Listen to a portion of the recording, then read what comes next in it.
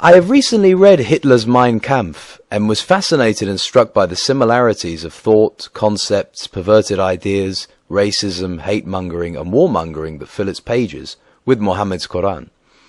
Even in the Hadiths, as well as in the Charter of Umar, the discriminatory and racist rules and regulations against Christians, Jews and unbelievers are almost identical to the race laws of the Nazis. Can you elaborate on this? People who have not read the Quran and Mein Kampf will find it extremely difficult to accept what you have just said. Unfortunately, the facts based upon the two books show remarkable similarities, as I shall proceed to show with all the relevant references. Only miles and years distinguished Hitler from his mentor, Muhammad. Der Führer's methods for accomplishing his madness were identical to their prophets. Mein Kampf 676. Men must threaten and dominate men by compulsion. Compulsion is only broken by compulsion, and terror by terror. The lever that coerces compulsion is terror.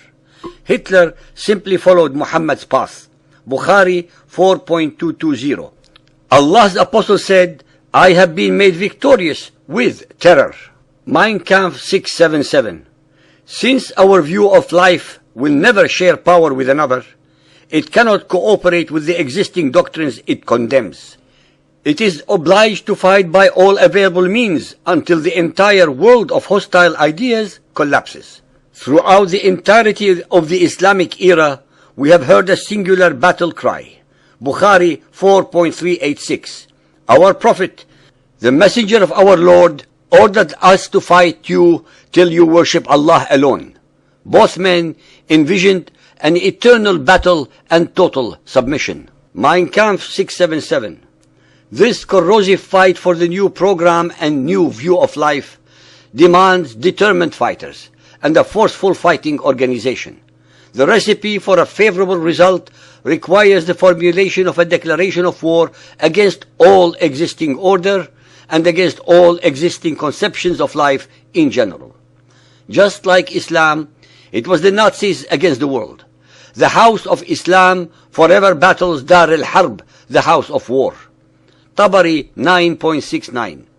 He who believes in Allah and His Messenger has protected his life and possessions from us. As for those who disbelieve, we will fight them forever in the cause of Allah, fi sabilillah. Killing them is a small matter to us. The Nazis usurped Muhammad's dogma. The recipe of submit and obey was perfect for empowering Hitler, their tyrant. Mein Kampf 679. The strength of a party lies in the disciplined obedience of the members to follow their leadership. The decisive factors are leadership and discipline. When troops battle one another, the victorious one will be that which is blindly obedient to the superior leader. Ishaq 601. The best men launch spears as if they were swords.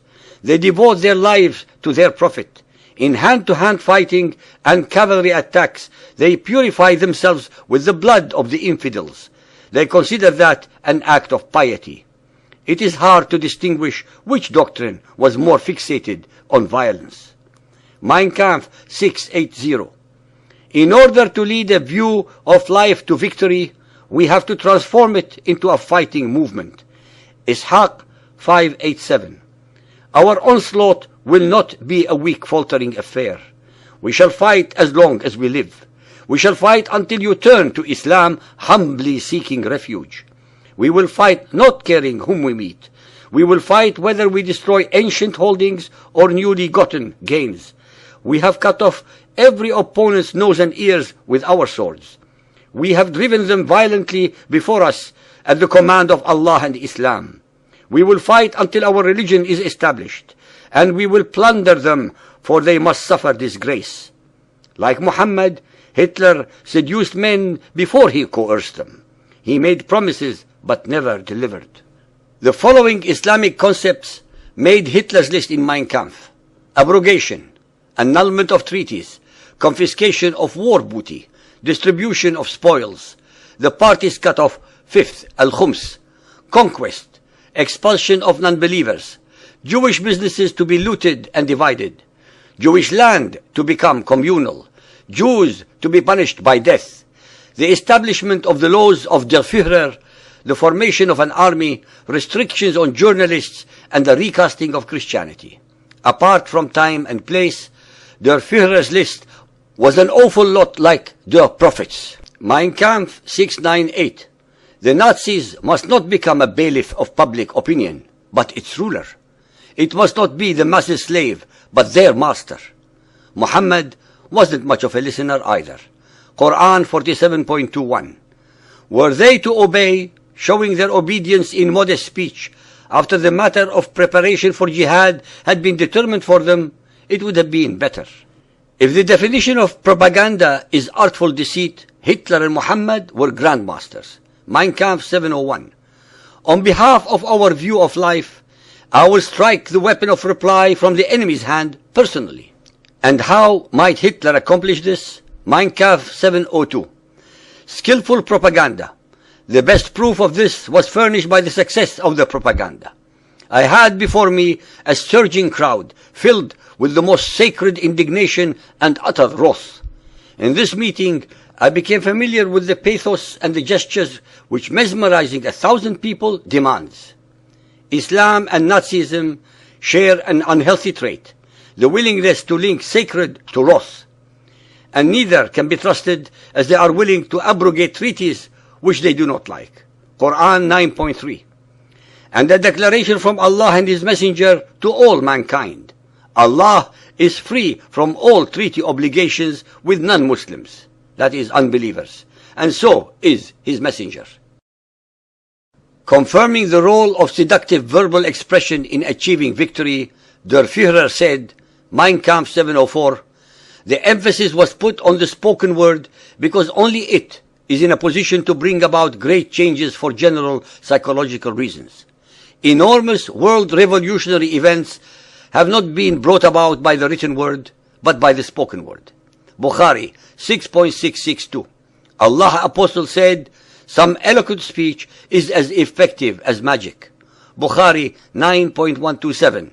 The Prophet said, I have been given the keys of eloquent speech and given victory with terror.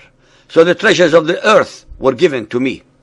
The study of Islam, like Nazism, is an expose on gang mentality, uncorrupted by Islam or left free to choose. Few, if any, Arabs would have been capable of perpetrating such horrific deeds. Yet as part of Muhammad's gang of ghouls, they fed off each other's rage. Mein Kampf 845.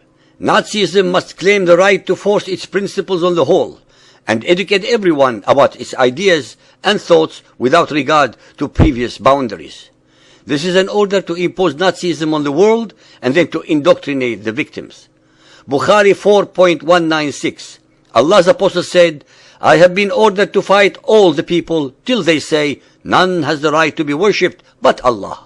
Islam and Nazism seduced a sufficient number of men to become popular enough to build a coercive militant force. Both usurped pagan traditions to condition adherents and then establish absolute authority over them. By emancipating his indoctrinated followers from Muhammad's legacy, we free them and ourselves from its scourge. The clues in Mein Kampf that the Nazis were intent on world conquest were not less clear than those found in the Quran.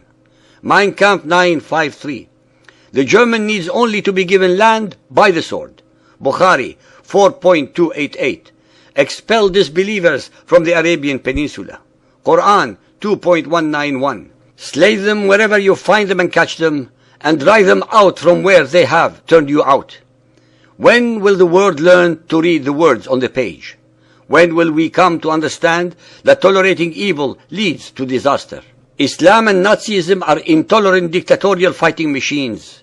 I can recite you any of 1,000 Quran and Hadith quotes to match these, but instead, I would like our listeners to contemplate the overwhelming similarity of the message, the motivation, and the means Hitler and Muhammad used to attack mankind. Then consider the catastrophic consequences of ignoring or even tolerating Islam's jihadi message.